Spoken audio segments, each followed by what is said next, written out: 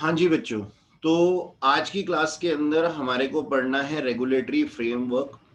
Regulatory framework क्यों ज़रूरी है, हमारा सबसे पहला ये है।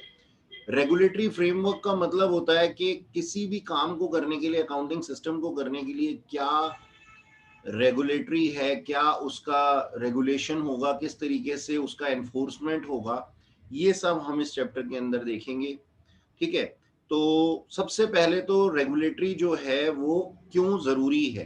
ठीक है जी, तो हमारे पास में है, देखिए, why A regulatory framework is necessary. Financial statement के जो यूजर्स होते हैं उनको मिनिमम रिक्वायरमेंट नॉलेज देने के लिए हमारे पास में एक फ्रेमवर्क किया जाता है रेगुलेटरी का। यानी कि मान लीजिए आप लोग हैं, मैं एक कंपनी का ओनर हूं, मेरी कंपनी है और मेरी कंपनी के अंदर आप लोगों की इन्वेस्टमेंट है। आप इन्वेस्टमेंट भी हो सकते हैं, आप डेटर्स भी हो सकते हैं, आप क्रेडिटर्स भी हो सकते हैं। ऐसा कोई भी इंसान हो सकता है जिसको कि मेरी फर्म के अंदर, मेरी कंपनी के अंदर, मेरी ऑर्गेनाइजेशन के अंदर मेरे रिकॉर्ड से लेना देना हो। तो जितने भी हमारे ये जो फाइनेंशियल स्टेटमेंट के यूजर्स होते हैं उनकी मिनिमम रिक्वायरमेंट होती है, यानी कि कम से कम उनको इतनी जानकारी तो मिले। तो उनको मिनिमम रिक्वायरमेंट की नॉलेज देने के लिए हमारे पास में इसकी जरूरत है। नंबर 2 पॉइंट है, ये लिखा हुआ है कि ये देखने के लिए कि जो इंफॉर्मेशन दी जा रही है वो कंपेरेबल है पास्ट ईयर से। यानी कि हम उसका कंपैरिजन करके ये पता कर सकते हैं कि हमारी ऑर्गेनाइजेशन जिससे हम डील कर रहे हैं वो फायदे में है या नुकसान में है। तो वो कंपेरेबल होनी चाहिए पास्ट ईयर्स से। ठीक है जी, और कंसिस्टेंट भी होनी चाहिए। कंसिस्टेंट होने का मतलब क्या है? कंसिस्टेंट होने का मतलब है जी, हमारे पास में ये इंफॉर्मेशन ऐसा नहीं है, अब आपके फोन का बिल आता है, एक महीने आता है, दूसरे महीने ना आए और तीसरे महीने में दूसरे महीने का बिल जोड़ करके आ जाए, तो आपके ऊपर क्या बीतेगी? आप कहेंगे यार टाइमली तो आपने हमें बताया नहीं। ऑल दो चाहे वो गलत ना भी हो तब भी आप क्या कहेंगे, यार लास्ट मंथ में अगर ये हमें बिल मिल जाता, लास्ट मंथ हमारे पास में पैसे थे, इस साल इस महीने तो हमने न्यू ईयर की पार्टी भी करनी है, पैसे कहां से लेकर के आएंगे इतने। यानी कि अगर कंसिस्टेंट नहीं होगी हमारी जो फाइनेंशियल स्टेटमेंट है, या उसके अंदर बेसिक नॉलेज भी नहीं होगी, या फिर वो पास्ट ईयर से कंपैरिजन हम उसका नहीं करके ऑर्गेनाइजेशन की ग्रोथ पता नहीं कर सकते, तो ये हमारे लिए फाइनेंशियल स्टेटमेंट बेकार है। तो जो हमारी रेगुलेटरी है वो ये चेक करती है कि हमारे पास में जो भी इंफॉर्मेशन दी जा रही है वो कंसिस्टेंट हो, वो कंपेरेबल हो। ठीक है जी। थर्ड पॉइंट के अंदर है हमारे पास में फाइनेंशियल स्टेटमेंट के यूजर्स का कॉन्फिडेंस बूस्ट अप करने के लिए। ठीक है जी, फाइनेंशियल स्टेटमेंट के यूजर्स जितने भी हैं, चाहे वो डेटर हैं, क्रेडिटर है, इन्वेस्टर हैं, या गवर्नमेंट है, या कुछ भी है, उनका विश्वास बनता है हमारे ऊपर। हमारी ऑर्गेनाइजेशन के जितने भी वो बुक्स ऑफ अकाउंट को चेक करते हैं, उनका विश्वास बनाने के लिए हमारी कंपनी के ऊपर ये फाइनेंशियल स्टेटमेंट अच्छे तरीके से बनाए जाए, इस चीज को भी रेगुलेटरी चेक करती है। अच्छा जी, नेक्स्ट पॉइंट में लिखा हुआ है हमारे पास में कि ये देखने के लिए कि कंपनी के डायरेक्टर्स का अपने इन्वेस्टर्स के साथ में क्या बर्ताव है। देखो, मैं समझाना चाहूंगा यहाँ पे, ये जो वर्ड, ये जो लाइन मैंने बोली है, इसका मतलब क्या है कि कंपनी के डायरेक्टर्स का अपने शेयर होल्डर्स के साथ में क्या बर्ताव है। इसका मतलब होता है, दो चीजें होती हैं एक कंपनी के अंदर, दो चीजें होती हैं। एक होती है सर हमारे पास में हमारे डायरेक्टर्स, जो कि कंपनी को चलाते हैं, निर्देश देते हैं, डायरेक्शन देते हैं कि ये काम इस तरीके से, इस डेट पे, इस तरीके से होना चाहिए। ठीक है जी। और एक होते हैं हमारे शेयर होल्डर्स। अब शेयर होल्डर जरूरी नहीं है मैनेजमेंट के अंदर हो, मैं प्रेफरेंस शेयर होल्डर्स की बात भी कर रहा हूं। तो डायरेक्टर्स जो होते हैं वो कंपनी के शेयर होल्डर्स को डिविडेंड देते हैं, टाइमली टाइमली रिपोर्ट देते हैं या नहीं देते हैं, टाइमली उनके द्वारा जो बताई जा रही हैं चीजें उनको सुनते हैं या नहीं सुनते हैं। इसलिए मैंने ये वर्ड यूज किया, ये लाइन यूज की, बर्ताव।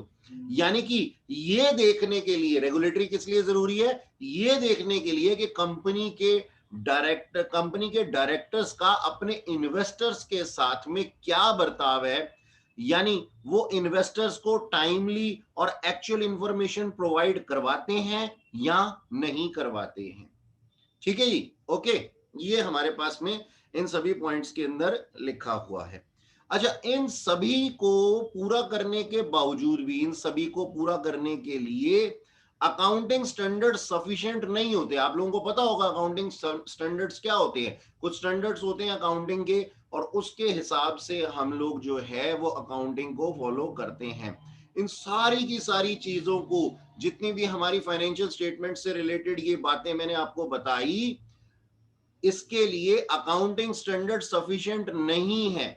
इसलिए अकाउंटिंग स्टैंडर्ड्स के साथ साथ इन सभी एम्स को पूरा करने के लिए कुछ कानूनी और मार्केट बेस रेगुलेशंस का होना भी जरूरी है। इसलिए हमारी रेगुलेटरी को बनाया जाता है। ठीक है जी, अब मेरे को बताओ, सारे के सारे बच्चे बताओ मेरे को, किसी को कोई डाउट तो नहीं है जितनी बात मैंने अभी तक बताई है, जितनी बात मैंने बोली है? इंटरेक्ट करो, और मेरे को सबकी आवाज आनी चाहिए। बताओ मेरे को। No sir. सेकंड वाला पॉइंट दोबारा बता दो।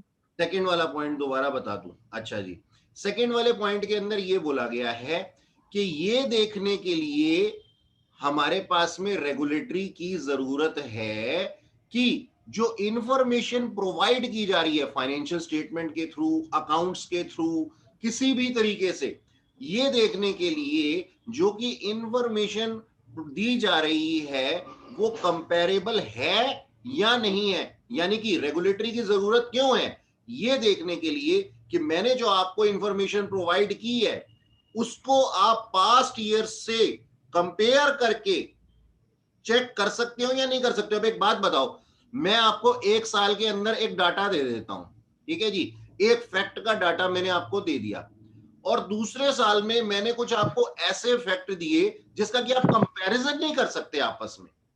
मतलब कंपैरिजन नहीं कर सकते का मतलब दो ऐसे फैक्ट आप सोच करके देखो। मैं ये कहता हूं, मैंने एक आपको इंफॉर्मेशन दी कि मैंने आज नाश्ते में जो है वो क्या नाम है, दाल और रोटी खाई है।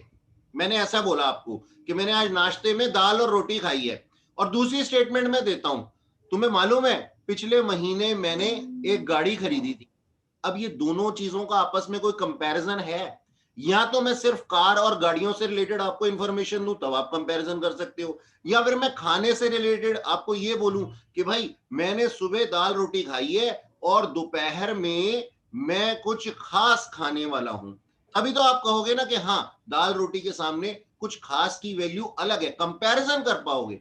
तो जितनी भी फाइनेंशियल स्टेटमेंट दी जाती है उसके अंदर ऐसा डाटा होना चाहिए जो कि आपस में कंपेयर किया जा सके, और ये कंसिस्टेंट भी होनी चाहिए। हमारी फाइनेंशियल स्टेटमेंट कंसिस्टेंट का मतलब रेगुलर होनी चाहिए। ऐसा नहीं होनी चाहिए कि एक बार तो दे रहे हैं अगली बार नहीं दे रहे। ठीक है बेटा, समझ में आया? बोलो। Yes sir. ठीक है, अच्छा आगे चलूं फिर, इसका मतलब। Yes sir. अच्छा, और सुनो जी, अब है हमारे पास में कि एक सेकेंड, हाँ,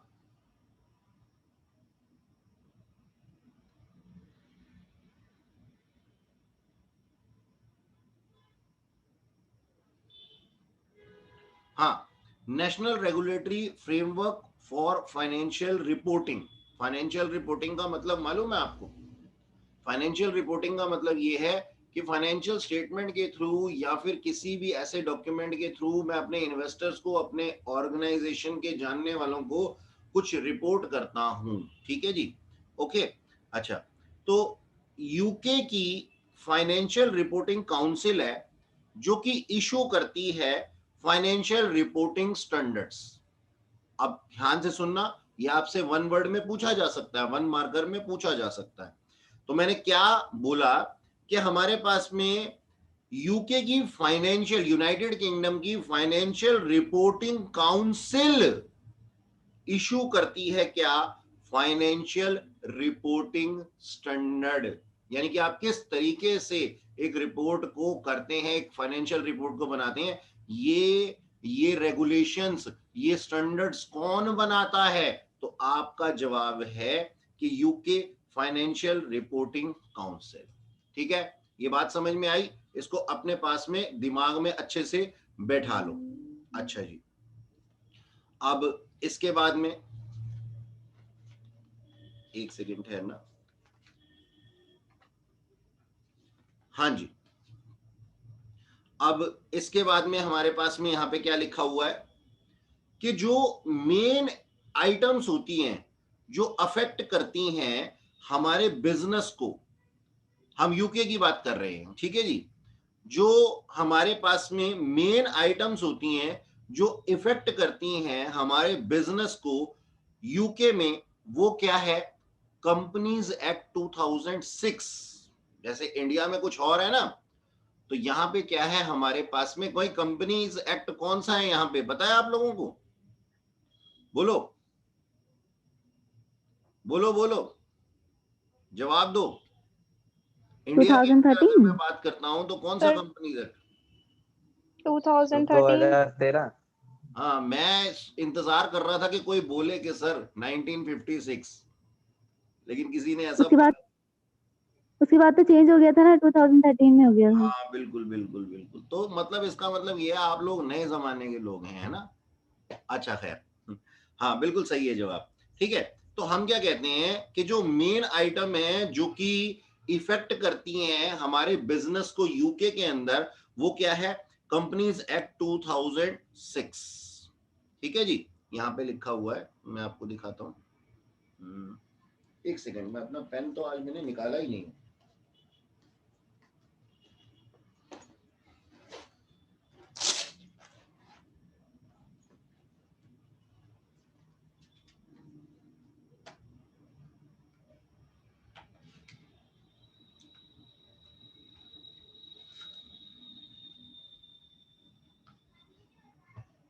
हाँ जी,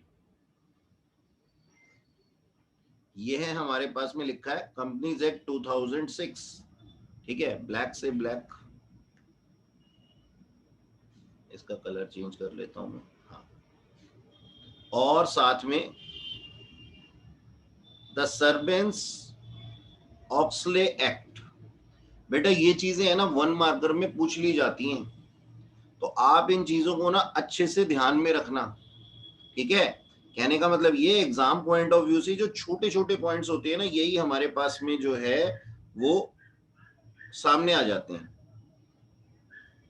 अच्छा, अब ये जो है, ये दोनों जो हमने लॉ की बात करी, एक्ट की बात करी, ये दोनों ही एक्ट हमारे अकाउंटिंग की अकाउंटेबिलिटी को बताते हैं, उत्तरदायित्व को। यानी कि हमारे पास में हमने जो अपनी फाइनेंशियल सर्विसेज दी हैं, या फिर हमने जो अपनी फाइनेंशियल सर्विसेज की रिपोर्टिंग करनी है, उन रिपोर्टिंग के अंदर जो हमारी अकाउंटेबिलिटी है, जो हमारी जवाबदेही है, वो इनसे अफेक्ट होती है, दोनों से ही। ठीक है जी, अब फाइनेंशियल सर्विसेज अथॉरिटी जो है यूके में, वो पब्लिक अकाउंटेबिलिटी को अचीव करने की कोशिश करती है। ठीक है जी, हमारे पास में जो फाइनेंशियल सर्विसेज अथॉरिटी है यूके के अंदर, वो पब्लिक अकाउंटेबिलिटी को, पब्लिक अकाउंटेबिलिटी का मतलब क्या है कि जनरल पब्लिक को या फिर हमारी ऑर्गेनाइजेशन से जो लोग जुड़े हुए हैं, उनको हम अकाउंट्स किस तरीके से अपनी फाइनेंशियल स्टेटमेंट के थ्रू प्रोवाइड करेंगे, इंफॉर्मेशन कैसे प्रोवाइड करेंगे, वो क्या करती है कि उस जवाबदेही को पूरा करने की कोशिश करती है। यानी कि वो अपनी पब्लिक अकाउंटेबिलिटी को अचीव करने की कोशिश करती है। ठीक है जी, ओके। अच्छा, इसके बाद हमारे पास में लिखा हुआ है थर्ड, एक सेकेंड,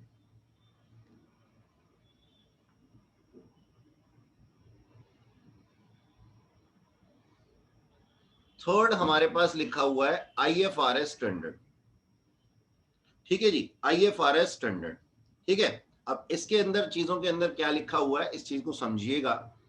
यहां पे जो चीजें लिखी हुई हैं वो मैं आपको बता रहा हूं कि आज कंपनीज के आज के इस टाइम के अंदर कंपनीज के जितने भी इन्वेस्टर्स हैं ना, वो वर्ल्ड वाइड होते हैं। वर्ल्ड वाइड होते हैं का क्या मतलब है? सबसे पहले तो इसी बात को समझो। मान लो मैं किसी फॉरेन कंपनी के शेयर्स परचेज करना चाहता हूं और मैं इंडिया में बैठा हुआ हूं, तो क्या मैं उसके शेयर्स परचेज नहीं कर सकता? बिल्कुल कर सकता हूं। यहां पे बैठे बैठे डीमैट अकाउंट से, मेरे पास में एक डीमैट अकाउंट होता है जिसमें कि मैं अपने शेयर्स को रखता हूं। ठीक है जी, तो मैंने अपने जो मेरी क्या नाम है कंपनी है, जैसे मेरी ब्रोकिंग कंपनी जो है, जो मेरी ब्रोकरेज लेती है मुझसे, वो है angel broking.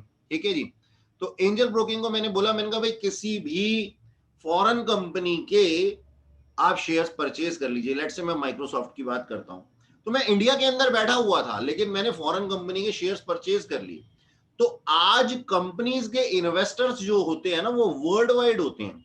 More over company जो है वो अपने इंटरनेशनल रिलेशनशिप के साथ में बिजनेस करती है। अब सोच करके देखो कैसे। मान लो आजकल एक चीज आपने बहुत ही कॉमनली देखी होगी, मान लो कोई फॉरेन कंपनी का प्रोडक्ट है, उसने लॉन्च किया। ठीक है जी, जैसे मैं एक एग्जांपल लेता हूं, घड़ी है। ठीक है जी, रोलेक्स, एक है रोलेक्स। रोलेक्स ने अपना ना एक मॉडल लॉन्च किया, लेकिन उसको है ना यहां इंडिया के अंदर उसको इस चीज को मार्केटिंग करने के लिए, इस चीज की मार्केटिंग करने के लिए, रोलेक्स को मार्केटिंग करने के लिए क्या क्या नाम है जरूरत थी? एक बिजनेस पार्टनर की जरूरत थी। तो उसने ना मार्केट सर्वे किया इंडिया के अंदर, कौन सा उसका मार्केट, यानी कि उसके जैसी दमदार गुडविल रखने वाला कौन सा ब्रांड है। अब वो सोनाटा के पास तो जाएगी नहीं। ठीक है जी, तो वो गए जी हमारे पास में टाइटन के पास में चले गए। ठीक है जी, वो टाइटन के पास में चले गए। ठीक है, तो टाइटन को उन्होंने जाकर के क्या बोला कि सर एक काम कीजिए, आप हमारी घड़ियां यहां पे बिकवाइए। ठीक है, आप हमारी घड़ियां यहां पर बिकवाइए। तो टाइटन कहता है भाई क्यों मैं तुम्हारी घड़ियां यहां पे बिकवाऊं, मैं तो खुद घड़ी बनाता हूं। बोला नहीं, आपकी ब्रांड वैल्यू अच्छी है, लेकिन मान लो मेरी घड़ी जो है वो 100 रुपए की बिकती है। रोलेक्स कह रहा है टाइटन को, अगर मेरी घड़ी 100 रुपए की बिकती है तो मैं आपको 30 रुपए दे दूंगा बैठे बैठाए। अब देखो, टाइटन कंपनी की मैन्युफैक्चरिंग कॉस्ट बच गई इसके अंदर। एक घड़ी बनाने में टाइटन को जहां पे 80 रुपए का खर्चा आता था, वो 80 रुपए का खर्चा उसका बच गया, और बैठे बिठाए उसको सिर्फ उस घड़ी को बेचने के लिए जो है वो 30 रुपए मिल रहे हैं।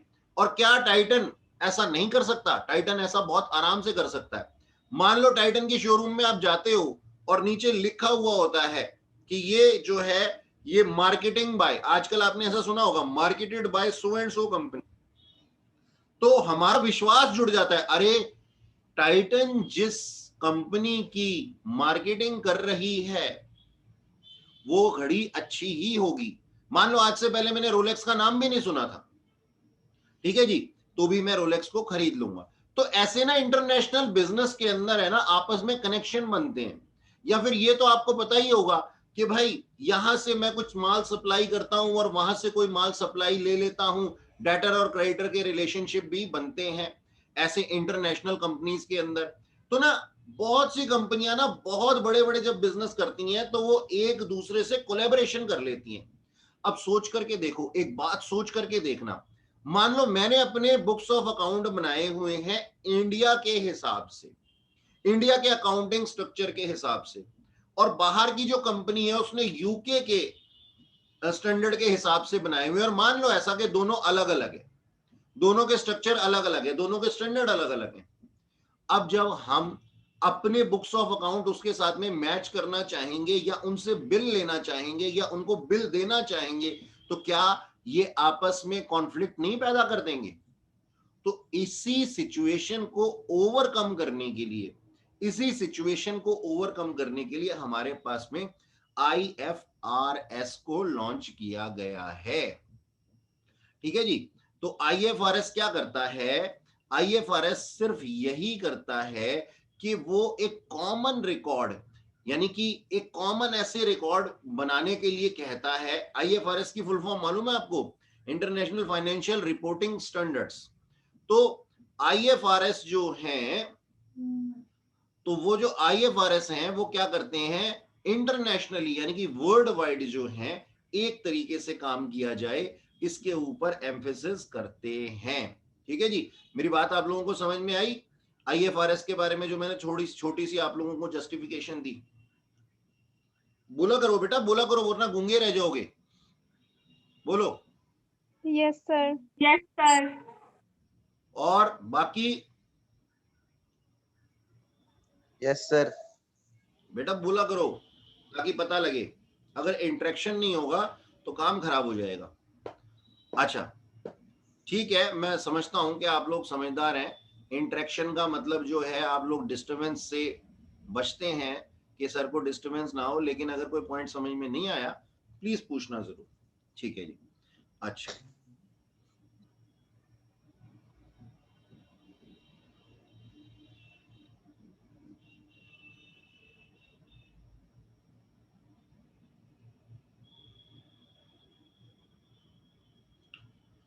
हाँ जी, आईएफआरएस फाउंडेशन, इसके बारे में सुनो यहां क्या लिखा हुआ है कि responsibility for governance, issues and ये चेक करने के लिए हर मेंबर को प्रॉपर फंड्स मिलते हैं।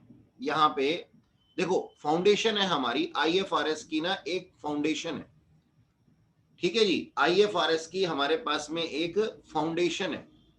वो फाउंडेशन क्या काम करती है, वो फाउंडेशन ये काम करती है कि जितने भी रिस्पॉन्सिबल मेंबर्स हैं किसी भी गवर्निंग इश्यूज के लिए, यानी कि मान लो कि मेरा एक कंट्री है और उसके अंदर हमारे पास में उन स्टैंडर्ड्स को फॉलो करने में कोई दिक्कत आ रही है, कोई दिक्कत आ रही है या किसी भी तरीके का कोई इशू है, तो वो गवर्निंग अथॉरिटी जो है वो क्या करती है, वो ये इस चीज के लिए रिस्पॉन्सिबल है कि हर मेंबर को इस इशू, इन इश्यूज को रिजॉल्व करने के लिए प्रॉपर फंड्स मिलें, प्रॉपर फंड्स मिलें, यानी कि वो चेक करते हैं कि उनको प्रॉपर फंड्स मिले। ठीक है जी, जो फाउंडेशन है वो ये चेक करती है। जैसे हम मान लो कि यहाँ पे मान लो मैं हेड हूं और आप सारे ऑर्गेनाइजेशन के मेंबर्स हैं, आपको मैंने कोई प्रोजेक्ट दे दिया अपने अपने घरों में काम करने के लिए। अब आपको उस प्रोजेक्ट के लिए कोई फंड की जरूरत है, तो ये फाउंडेशन क्या करेगी, आपको चेक करेगी कि भाई आपको ये फंड्स रेगुलरली मिल रहे हैं या नहीं मिल रहे हैं। ठीक है जी। अच्छा अब सुनो आगे, कहता है इसके ऑब्जेक्टिव्स क्या हैं, इसके ऑब्जेक्टिव्स क्या हैं। ठीक है, ये लिखा ना, the principal objective of foundations are to, मतलब इसके बारे में बोला गया है कि ये हमारे जो हैं वो प्रिंसिपल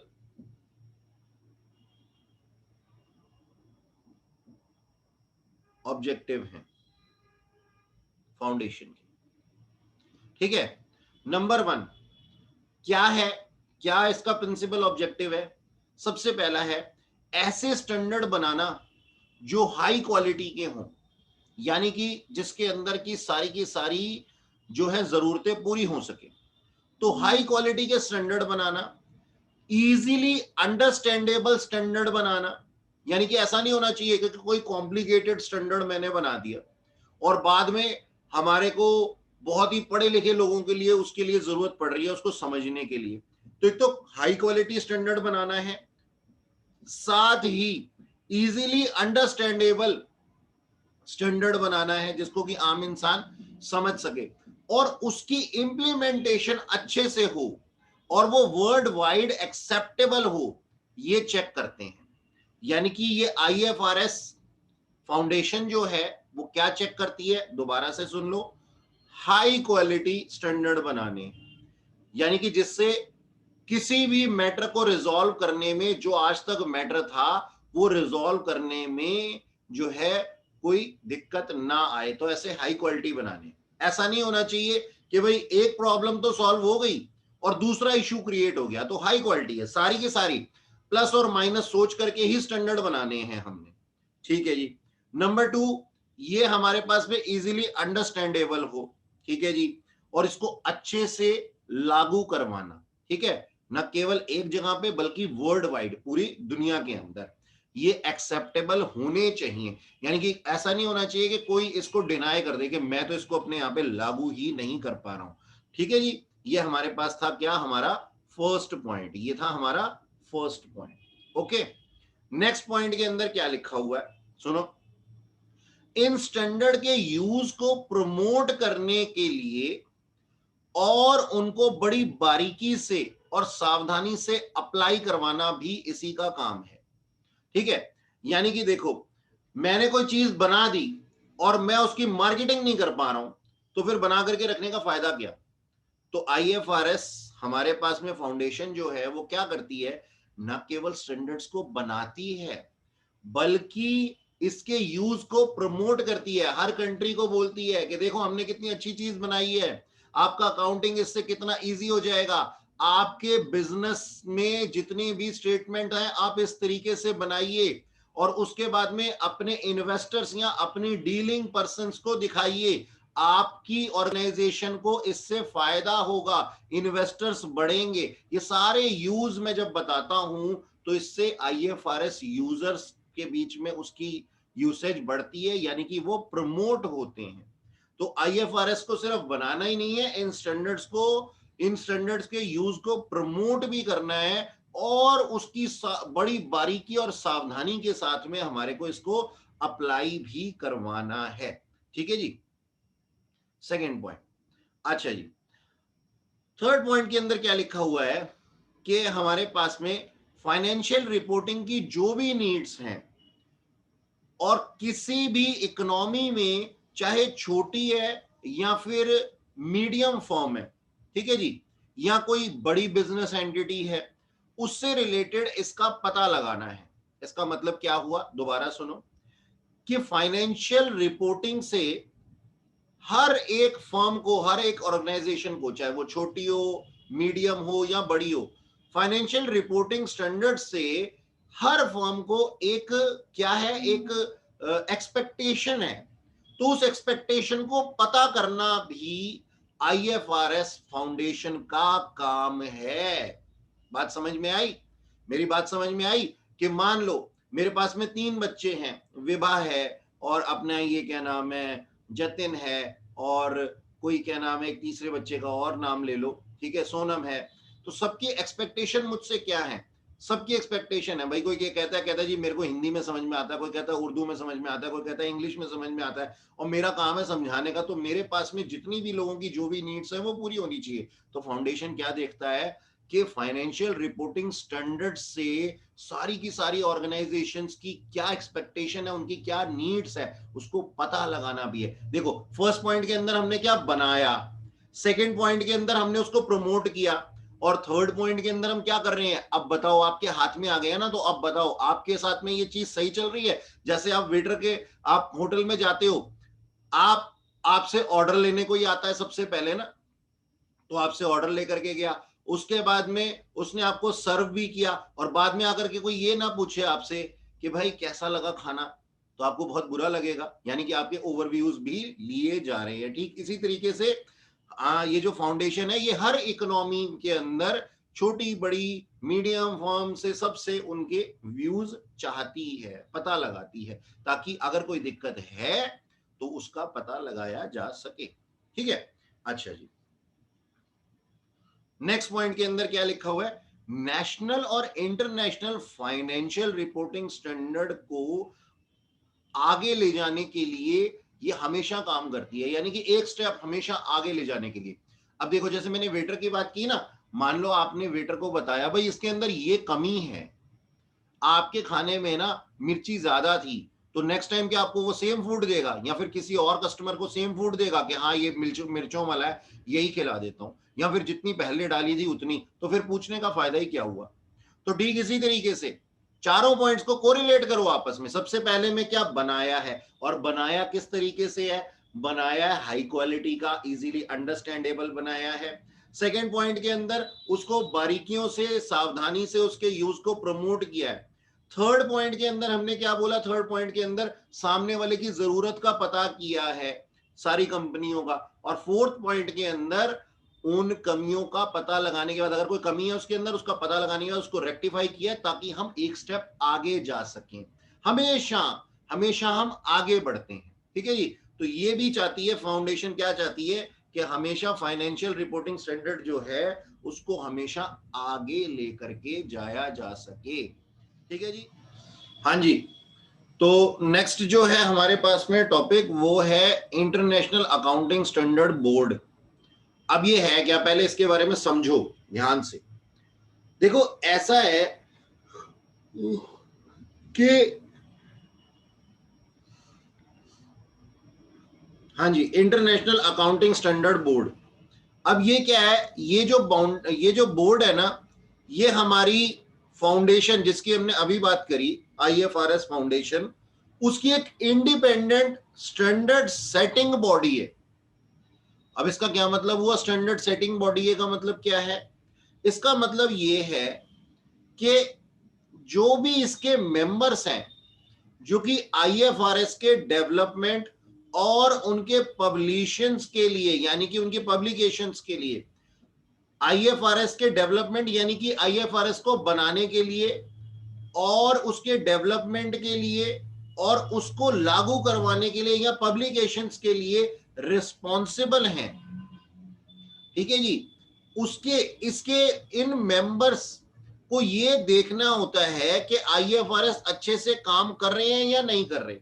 यानी कि फाउंडेशन ने क्या किया, एक ना बोर्ड बना दिया, ठीक है। जैसे सिलेक्टर कमेटी होती है ना, ठीक है। मान लो जी हमारे पास में जैसे क्या नाम है, ये खेल कूद का विभाग होगा, जो भी सरकारी विभाग होगा, उसने क्या किया, उसने कहा कि भाई एक सिलेक्शन कमेटी और बना दो इसके ऊपर, क्रिकेट के ऊपर या फुटबॉल के ऊपर। तो इसी तरीके से ये काम करता है। तो ये जो बोर्ड है ना, ये फाउंडेशन की, जिसकी हमने IFRS फाउंडेशन की बात की अभी, उसकी एक इंडिपेंडेंट स्टैंडर्ड सेटिंग बॉडी है। और इसके मेंबर्स जो हैं वो IFRS के डेवलपमेंट के लिए और उसके पब्लिशंस के लिए रिस्पॉन्सिबल होते हैं। यानी कि इसके मेंबर ये देखते हैं कि IFRS अच्छे से काम करे और उनमें जो चेंजेस चाहिए वो उन्हें पूरा करते हैं। यानी कि अगर हमारे को ये दिखाई दे रहा है कि IFRS के अंदर किसी तरीके की कोई चेंजेस की जरूरत है, कुछ इसको पूरा तरीके से नहीं, सारे एस्पेक्ट इसके रिकॉर्ड नहीं किए गए या देखे नहीं गए बनाने से पहले, उसके अंदर कोई चेंजेस की जरूरत है, तो वो सभी इकोनॉमी से, यानी कि अलग अलग कंट्रीज की इकोनॉमिक्स से इसके बारे में पूछते हैं और फिर इसके अंदर चेंजेस लाने के लिए बोलते हैं, ठीक है जी। बात समझ में आई? अच्छा, न्यू चेंजेस को लाते हुए बोर्ड जो है वो करंट स्टैंडर्ड्स को भी फॉलो करता है। यानी कि ऐसे नहीं होता कि एकदम से सारे के सारे स्टैंडर्ड्स को बिल्कुल अबॉलिश कर दिया जाए, भगा दो इसको यहां से, ऐसे नहीं होता। तो बोर्ड क्या करता है, न्यू चेंजेस को लेके आने, लेकिन हम क्या करते हैं, ओल्ड स्टैंडर्ड को या फिर करंट स्टैंडर्ड्स को भी जो है ना वो अपने पास रखते हैं। बात समझ में आई? ऐसा नहीं होता कि हमारे पास में अगर कोई चीज के अंदर कोई दिक्कत है तो उसकी दिक्कत को ठीक किया जाता है। ऐसा नहीं होता कि पूरे के पूरे कोई चेंज कर दो, ओके। अच्छा जी, अब इसे बोर्ड में सभी इंपॉर्टेंट नेशनल स्टैंडर्ड, इसे बोर्ड में सभी इंपॉर्टेंट नेशनल स्टैंडर्ड सिलेक्शन के विचारों पर ध्यान दिया जाता है, ठीक है जी। यानी कि जितने भी हमारे पास में वो है ना, जो स्टैंडर्ड के अंदर कमियां या कमजोरियां हैं या फिर जिसकी भी जरूरत है, तो जो भी हमारे पास में नेशनल स्टैंडर्ड सेलेक्टर्स होते हैं वो इसकी बात के ऊपर विचार करते हैं। यानी कि हमने क्या किया हुआ होता है, हमने इसके मेंबर्स बनाए हुए होते हैं और मेंबर्स बनाए हुए होते हैं, हर कंट्री का एक अलग अलग सेलेक्टर होता है, ठीक है जी। तो जितने भी नेशनल स्टैंडर्ड सेलेक्टर्स होते हैं उनसे पूछा जाता है, ठीक है जी, और उनकी बातों के ऊपर विचार किया जाता है ताकि एक कॉमन राय बनाई जा सके जिसके ऊपर कि सारे लोग जो हैं वो एक बात पे सहमत हों। ठीक है जी, सबसे पूछा जाता है, जैसे मैं आप लोगों से पूछता रहता हूं कि हाँ भाई बताओ समझ में आया, हाँ भाई बताओ समझ में आया। जब सारे कहते हैं कि हाँ जी समझ में आ गया, तब हम आगे चलते हैं। तो क्या करते हैं, हम यही कहते हैं कि जितने भी इसके नेशनल लेवल के सेलेक्टर्स होते हैं जो स्टैंडर्ड्स के, उनकी सबकी बात सुनी जाती है ताकि एक कॉमन राय बनाई जा सके। ठीक है जी, अब सभी नेशनल स्टैंडर्ड सेलेक्टर्स जिस बात पे भी विचार करते हैं वो ऐसा प्रपोजल दे सकते हैं जिसपे की डिस्कशन की जाए। ठीक है, कोई भी ऐसी बात, कोई भी ऐसा भाव, कोई भी ऐसी क्या नाम है नॉलेज किसी को शेयर करनी है, तो वो पहले क्या कहता है, कहते जी मैं कुछ कहना चाहता हूं। जैसे हम मीटिंग में कहते हैं ना, मैं कुछ कहना चाहता हूं, ठीक इसी तरीके से वो क्या कहता है, नेशनल स्टैंडर्ड सेलेक्टर जो होता है वो क्या कहता है, कहता है जी मैं कुछ कहना चाहता हूं, मेरी इकोनॉमी के अंदर है ना स्टैंडर्ड को लेकर के ये दिक्कत आ रही है, या फिर मैं इसके अंदर कुछ चेंजेस चाहता हूं, या फिर कोई भी ऐसी बात वो कहता है, तो उसकी बात सुन करके उसके ऊपर डिस्कशन किया जाता है, डिस्कशन किया जाता है। ठीक है जी, फिर सभी मेंबर अपने अपने देश में फाइनेंशियल स्टेटमेंट को में होने वाली फाइनेंशियल स्टेटमेंट में होने वाली परेशानियों को डिस्कस करते हैं और एक दूसरे से व्यूज भी शेयर करते हैं। यानी कि ऐसा नहीं होता, मतलब मान लो कि मैंने एक बात बोली और उसका जवाब भी मुझे ही देना है, यानी कि मेरे पास में कोई प्रॉब्लम आ रही है तो मैं क्या पूछता हूं, दूसरे कंट्री के पर्सन से पूछता हूं, हाँ जी आप बताओ आपके साथ में भी तो इस चीज को लेकर के कोई दिक्कत आ रही होगी। या फिर वो क्या बताता है, कहता है हाँ जी मेरे साथ में भी ये दिक्कत आई थी लेकिन मैंने इसका सॉल्यूशन इस तरीके से ढूंढ लिया। तो वो अपने व्यूज को शेयर करता है किस पर्सन के साथ में, सारे पर्सन्स के साथ में जिनको की परेशानियां उस स्टैंडर्ड से लेकर के आई होती हैं।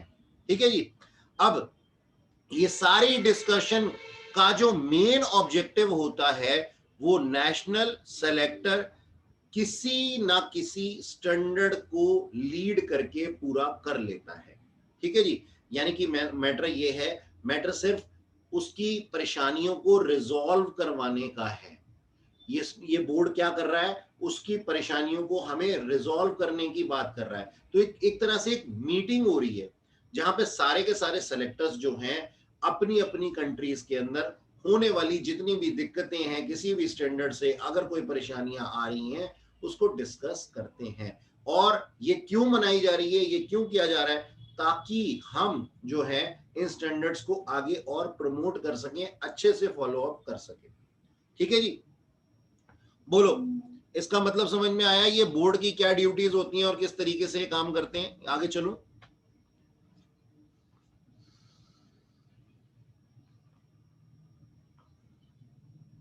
Yes sir. ठीक है, ओके। इतने दिनों से हम प्रैक्टिकल ही काम कर रहे थे, लेकिन भैया थ्योरी को भी हम नजरअंदाज नहीं कर सकते हैं ना, तो ये भी आपको करनी ही पड़ेगी। अच्छा, अब एक और कमेटी है हमारे पास में, देखो क्या लिखा है, आईएफआरएस इंटरप्रिटेशन कमेटी। अब इसके नाम से ही पता लग रहा है, इंटरप्रिटेशन कमेटी। ठीक है जी, तो ये क्या करती है, जितने भी हमारे जो आईएफआरएस हैं उनको इंटरप्रेट करती है। इंटरप्रेट का मतलब क्या होता है, पहले मैं आप लोगों को बताना चाहूंगा। जब कोई भी रूल्स रेगुलेशन बनाए जाते हैं ना, तो वो लॉ की लैंग्वेज में लिखे जाते हैं। ठीक है जी, और बाद में उसको सरल लैंग्वेज के अंदर जो है वो कन्वर्ट किया जाता है, that is known as interpretation. ये तो लॉ की लैंग्वेज में मैंने आपको बता दिया। अब आप ये कहेंगे सर अभी तो आप कह रहे थे कि स्टैंडर्ड्स को इजीली अंडरस्टैंडेबल होना चाहिए, फिर इंटरप्रिटेशन की क्या जरूरत है। देखो मैं समझाता हूं, जैसे मान लो हम कोई नियम कानून बनाते हैं और उसके पीछे की जो दिक्कतें होती हैं इसीलिए कोई नियम कानून बनाए जाते हैं, है ना। तो उसकी इंटरप्रिटेशन कौन देगा, इंटरप्रिटेशन का मतलब यहां पे ये है कि किस किस चीज के ऊपर ये रूल फॉलो होगा, वरना लोग क्या करने लगेंगे, इसके कोई लूप होल्स निकालने लग जाएगा। तो ये इंटरप्रिटेशन कमेटी क्या है, बताती है कि ये स्टैंडर्ड का जितना भी इफेक्ट हुआ है वो किस किस चीज के ऊपर जाएगा। ठीक है जी, तो IFRIC यानी कि ये कमेटी जो है ये एक बहुत बड़े रूप से अकाउंटिंग इश्यूज को समझती है। इसका काम क्या है, अकाउंटिंग में जितने भी इश्यूज है ना, हमने अब इंटरप्रिटेशन कमेटी बना दी। पीछे वाले में हमने क्या किया था, हमने मीटिंग्स की थी एक तरीके से, ठीक है जी, सेलेक्टर्स की। अब हमने क्या किया जी, हमने अकाउंटिंग इश्यूज को जो समझने के लिए एक कमेटी बना दी, ठीक है जी। तो ये जो कमेटी है ये बहुत बड़े रूप से, बहुत बड़े लार्ज स्केल पे अकाउंटिंग इश्यूज को समझती है कि उसमें क्या कमियां हैं और क्या चेंजेस की रिक्वायरमेंट है, और इन सभी इश्यूज पर अपनी गाइडेंस देती है, और इन्हें इंटरप्रिटेशंस कहते हैं। गाइडेंस देने के मतलब समझ में आई कि हम ये कहते हैं कि इसके अंदर ये चेंजेस चाहिए, ये बात मैंने सुन ली, और फिर इसको इस तरीके से रिजॉल्व किया जा सकता है। तो ये जो गाइडेंस देना या फिर उसको अलग तरीके से बताना, इसको हम क्या कहते हैं जी, इंटरप्रिटेशन कहते हैं, ठीक है जी। अच्छा, अब इसकी जो मीटिंग्स होती हैं वो जनता के लिए खुली हुई होती हैं। जनता का मतलब ये आम जनता नहीं है, बिजनेस पर्संस होते हैं जो कि डील करते हैं, ठीक है जी, अकाउंटिंग स्टैंडर्ड्स के साथ में। तो इसकी जितनी भी मीटिंग्स होती हैं वो जनता के लिए खुली हुई होती हैं, ठीक है जी। और बोर्ड के सामने वो नेशनल स्टैंडर्ड सेलेक्टर्स के साथ मिलकर के काम करते हैं, ठीक है जी। ये जो बोर्ड है हमारा, जो IFRS बोर्ड था, उसके अंदर ये जो कमेटी है किसके साथ मिलकर के काम करेगी, जो अकाउंटिंग स्टैंडर्ड सेलेक्टर्स थे उनके साथ मिलकर के काम करेगी। कैसे काम करेगी भाई, देखो, सेलेक्टर्स ये बताएंगे, अकाउंटिंग स्टैंडर्ड सेलेक्टर्स ये बताएंगे कि मेरी कंट्री के अंदर इस स्टैंडर्ड को लेकर के ये दिक्कत आ रही थी। तो कमेटी उनका विचार समझती है और उसके ऊपर अपनी गाइडेंस देती है, ठीक है। तो ये दोनों साथ मिलकर के काम करते हैं बोर्ड के अंडर, ठीक है। ये बात समझ में आई। अच्छा, अब अगला है हमारे पास में IFRS advisory council. Advisory council, देखो, ये एडवाइजरी काउंसिल क्या करती है ये बताने से पहले मैं तुम्हारा एक इंटरेस्ट क्रिएट करता हूं। मान लो मैं एक नॉर्मल सा पर्सन हूं, ठीक है, और रातों रात मैं प्रधानमंत्री बन गया। मान लो मैं अंगूठा छाप, वैसे तो क्या नाम है जो है देश का, ऐसे ही हमारे पास में होता है कि एजुकेशन हो ना हो, हमारे नेता लोग इलेक्शन से जीत जाते हैं अपने बलबूतों पे। खैर, मैं इस चीज को डिस्कस नहीं करूंगा, सॉरी। तो मान लो मैं एक किसी भी प्रोसेस को जानने वाला कोई पर्सन नहीं हूं, और मुझे उस गद्दी पे बिठा दिया गया 1 मिनट के लिए। मैं सिर्फ यहां पे आपको एडवाइजरी कमेटी या एडवाइजरी काउंसिल का मतलब बता रहा हूं, इससे रिलेशन मत देना, इसके साथ में इसको कनेक्ट मत करना। मैं सिर्फ मतलब बता रहा हूं कि ये काउंसिल होती क्या है, इस तरीके की जितनी भी एडवाइजरी काउंसिल होती हैं वो होती क्या है। तो मुझे वो काम करना नहीं आता। अब कुछ लोग हैं जो कि मेरे अंडर काम करते हैं, मुझसे नीचे हैं, मेरे सबॉर्डिनेट हैं, मुझसे नीचे काम करते हैं, लेकिन उन्होंने किसी ऐसे ऑफिसर्स को काम करते हुए देखा है जो मेरे से पहले काम करता था, और उससे भी पहले काम करते हुए किसी ऑफिसर्स को देखा है। तो मैंने क्या किया, मैं उस ऑफिस में नया नया गया और मैंने बोला, मैंने कहा भाई मैं एक सलाहकार कमेटी नियुक्त करना चाहता हूं। सलाहकार कमेटी नियुक्त करने का मतलब क्या है, मैं एक एडवाइजरी काउंसिल बनाना चाहता हूं कि जो मैं काम कर रहा हूं, हाँ करना काम मुझे ही है, लेकिन आप लोग क्या करेंगे, मुझे ना एडवाइस देंगे कि मैं ये काम ठीक कर रहा हूं या नहीं कर रहा हूं, कहीं मैं अपनी पोस्ट का गलत यूज तो नहीं कर रहा हूं, या फिर मैं कुछ ऐसा काम तो नहीं कर रहा हूं जो मुझे नहीं करना चाहिए। आपकी सलाह लेके काम करो, ऐसा होता है जनरली, और हमारे इंडिया के अंदर तो बहुत ज्यादा होता है। अगर आप लोगों को ये लगता है कि हमारे क्या नाम है इंडिया के अंदर जितने भी बजट पास किए जाते हैं इसके पीछे सिर्फ उन मंत्रियों की मेहनत होती है जो इसको पढ़ते हैं, तो आप गलत समझते हैं। जितने भी क्या नाम है बड़े बड़े रैंक के इकोनॉमिस्ट होते हैं और IAS और क्या नाम है IRS रैंक के जो ऑफिसर्स होते हैं वो सब हेल्प करते हैं उनकी पॉलिसीज बनाने के लिए, उनको डाटा देते हैं ताकि कुछ क्या नाम है बनाया जा सके। खैर, मैं इस बात को यहीं रोकता हूं। अब हमारे पास में क्या है, हमने ये देखना है IFRS एडवाइजरी काउंसिल क्या काम करती है। तो अब आप लोगों को समझ में आ चुका है कि एडवाइजरी काउंसिल का मतलब क्या है ना। तो देखो, ध्यान से सुनना मेरी बात में, कि ये जो काउंसिल है वो बोर्ड और फाउंडेशन के लिए फॉर्मल एडवाइजरी बॉडी है।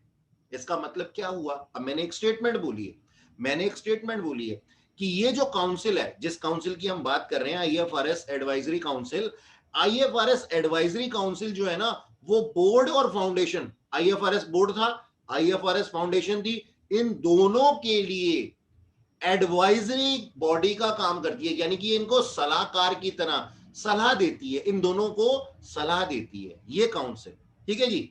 अब किस किस बात में सलाह देती है, इस चीज को भी समझो। तो सबसे पहले हमारे पास में, एक सेकेंड है ना,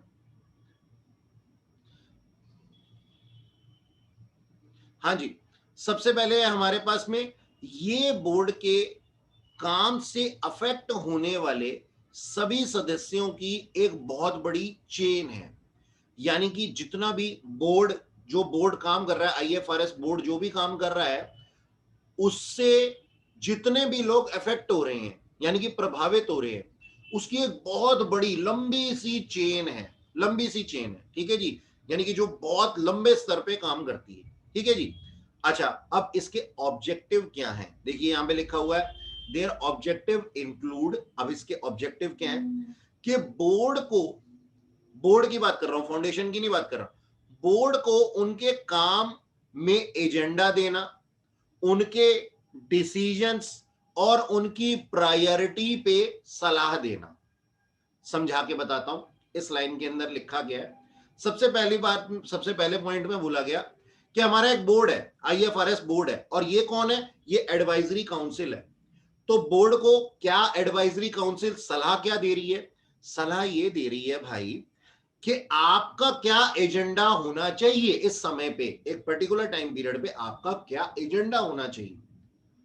अच्छा, होना चाहिए, ये नहीं कह रहे यही होगा, वो बोर्ड का डिसीजन है कि वो क्या करेगी, ये सिर्फ एडवाइजरी काउंसिल है। तो एडवाइस करती है कि आपका क्या एजेंडा होना चाहिए इस टाइम पे। ठीक है जी।